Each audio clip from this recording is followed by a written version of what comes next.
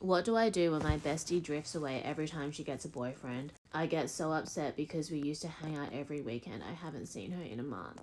I feel like there are two different ways that you can approach this kind of situation or this kind of like friendship dynamic. But first, it's important to recognize that your friend's behavior is a reflection of them and their priorities and what they deem is important to them. And that is not a reflection of your inherent value. It's not like your fault that they will ditch you for their partner. That's just like the phase of life that they're in, the type of person that they are. So you kind of have to decide whether you will like radically accept them for who they are. And whenever they do that, you focus on your other friendships or cultivating new friendships or just like doing literally anything other than relying on them and their friendship. And maybe when they break up, you can hang out again, and then you just kind of recognize that the next time they get a partner, they're going to do that shit again. Radical acceptance. You care about the friendship and having them in your life in any capacity than being ready to like let that person go. You can't necessarily change them. You can only change how you respond.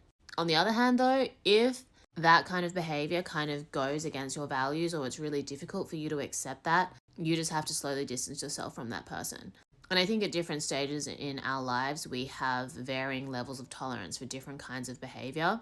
And just like people who have kind of like a different value system or different way of like moving through the world and seeing the world, I personally haven't really been in a friendship where I feel like that person drifts away when they get into a relationship, but I have like had friends that have become really consumed in a toxic relationship that has like indirectly affected the friendship for the worse.